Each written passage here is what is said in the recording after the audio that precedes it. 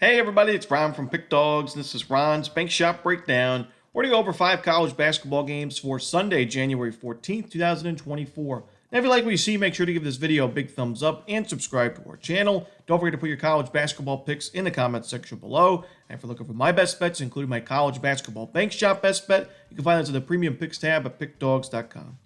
Alrighty, let's get into it. Here are the games for Sunday in college hoops. First up, we see Georgetown and UConn. This one's going to be 12 p.m. Eastern. It's going to be on Fox. I got to say, we expected pretty bad things from Georgetown in conference play this season, or in general this season, because it's a big rebuilding year. I mean, Ed Cooley and a head coach, they lost a lot of production from last year's team, and it wasn't really a great team from last year anyway. So we knew that the Hoyas were going to be near the bottom of the standings in the Big East, but they do already have a conference win. Yes, it was against the weakest team in the conference in DePaul, but we also saw them in their most recent game play pretty competitive basketball against Seton Hall, only lose that game by 4 points, 74-70. That's a Seton Hall team that, by the way, beat UConn outright earlier in the season. And I do think Georgetown is going to lose this game, but I do think it's a case of too many points and a pretty good situation against the spread-wise for Georgetown, because you got UConn coming off, they're on a 4-game win streak. They're coming off back-to-back road games, returning home. You got Creighton on deck. I think UConn wins, but I just don't think they cover this gigantic number. Georgetown does a good job of getting to the free throw line. They're a good offensive rebounding team. They're responsible defensively in terms of not taking too many fouls. They have a good three-point defense. So I think Georgetown has enough here to cover this number. UConn wins, but I do think Georgetown covers. Give me the points with the Hoyas. Next up, we see Memphis and Wichita State. This one's going to be 1 p.m. Eastern. It's going to be on ESPN2. I think this is a pretty good buy low spot for Wichita State. They're on a 4-game losing streak, but you look at those games, 2 neutral site games against Kansas State and Kansas. No shame in those losses. And then they played a true road game last time out against Temple. I think that's a really underrated Temple team. So while the loss doesn't look great on paper, I don't think it's as bad as it seems. And then they lost to North Texas at home, one of the better teams in the conference. I think Wichita State is better than its current record, better than what we've seen from them on this losing streak. They're battle-tested. They played a pretty tough schedule in non-conference play, and they played some tough teams in the conference already. They're a good rebounding team. They're strong defensively. They don't take too many fouls. That's really key. Memphis gets a lot of its points from the free throw line. They score 22.8% of their points from the line. It's 30th most in terms of point distribution. And Wichita State doesn't take too many fouls defensively. So Memphis is going to be a little bit uncomfortable, in my opinion, on the offensive side. And I do believe that this Memphis defense is quite overrated. When you look at the shot quality numbers, they are giving up quite a few open looks and high percentage looks. For a team like Wichita State that's looking for a breakout game offensively, this is actually a pretty good matchup. The Shockers do a pretty good job of taking care of the basketball. I mentioned they're strong on the offensive glass. I'm going to take Wichita State in this one. I wouldn't be surprised to see the outright upset, but give me the points just in case. Next up, we see Mount St. Mary's take it on Iona. This one's going to be a 1 p.m. Eastern start time as well. It's going to be on ESPN+.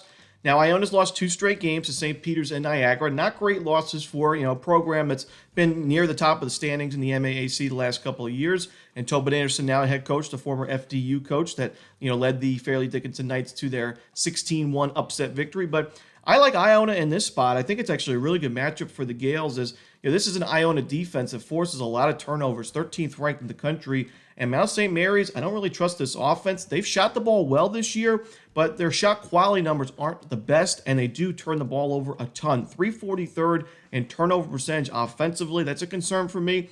And also, Mount St. Mary's doesn't do a really good job of getting to the free throw line, so I don't think on the road Mount St. Mary's offense is going to be able to find those sustainable buckets for 40 minutes. I think Iona's defense has a really big day, and I think the Iona offense is underrated right now. They do a good job at taking care of the basketball. They're a pretty good three-point shooting team, and I think Iona has a nice spot here, a nice bounce-back spot to win this game and cover the numbers. So give me the Gales at home in this one.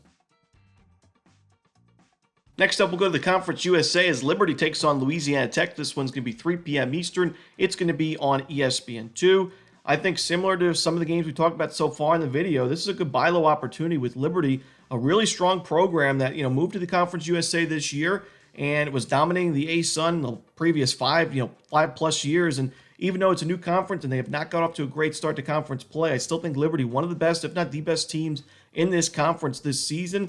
And I think we're going to see them improve as we continue conference play. This is not an easy matchup. Louisiana Tech, another one of the stronger teams in the conference, and it's a true road game for Liberty. But Liberty's battle tested not just this season, but in years prior. And we've seen this team play on the road against FAU. We saw them play Charleston, Grand Canyon. They played a semi-road game against Alabama. So they're battle tested. They played all over the place, really this season. A few neutral site games at the beginning of the year. And I think this Liberty offense improved from what we've seen. We saw them score only 51 points in that last game against Jacksonville State, but this is a pretty efficient offense and actually a pretty good shooting team that takes care of the basketball. I'd like to see Liberty do a better job of getting to the free throw line, but other than that, I think Liberty is a really efficient offense, and the defense has been fine. It's forcing turnovers, good, strong defensive rebounding team. They're forcing tough shots. I really think Liberty is a solid team, and I'm not going to overreact to the losing streak and losing 3 of the last 4. I think we're going to see the team improve, and I like the price we're getting because of the recent results is too good to pass up. So give me Liberty in this matchup. Next up, we see Delaware and UNC Wilmington. This one's going to be a 4 p.m. Eastern start time on CBS Sports Network. The final game we're going to talk about for the Sunday card in college basketball. Now, UNC Wilmington is battle-tested. They played a much tougher schedule than Delaware has, and especially non-conference play where it was 44th ranked in Division I hoops. A lot of true road games, some neutral site games thrown in there. Now, they didn't fare too well in some of those true road games. In fact, of their 5 losses, 4 of those 5 were in true road games. The other one was a neutral site game, but all those losses were against top 200 teams: Appalachian State, East Carolina, Arkansas, Drexel, and Towson. So, really no shame in most of those losses. And, while some of those games weren't competitive at all, like the game against Appalachian State, UNC Wilmington has played really well at home. And in their lone conference game at home this season against Monmouth, it was a double-digit victory, 69-56. Really strong effort on both ends of the court. UNC Wilmington's offense is efficient, and even though they're not the best shooting team from the field, they're still scoring a good amount of points and enough to win games because they're taking care of the basketball, they're getting to the free throw line, and they're a very good free throw shooting team, 22nd ranked in the nation. I think their field goal percentage from both 3-point and 2-point land will improve as the season goes along. Now, they're not the fastest-paced team. They're pretty slow team. So in terms of points per game, I don't think UNC Wilmington's going to be lighting it up, but they're still going to be a very efficient offense. And the defense, I think, is also underrated right now. They're forcing tough shots. Teams are just shooting the ball really well, especially from 3-point land. I think going forward, we're going to see some positive regression for this UNC Wilmington defense. And Delaware, really not the best 3-point shooting team, so I do think it's a really good matchup for UNC Wilmington. Give me the Seahawks in this matchup. I like win this game and lay the points. And that's it. Those are the games for Sunday in college basketball. Hope you enjoyed this video. If you did, don't forget to hit that like button and subscribe. And don't forget to put your college basketball picks in the comment section below. Again, if you're looking for my best bets, you can find those at Pick Dawgz Premium. As always, this is Romanelli. Good luck.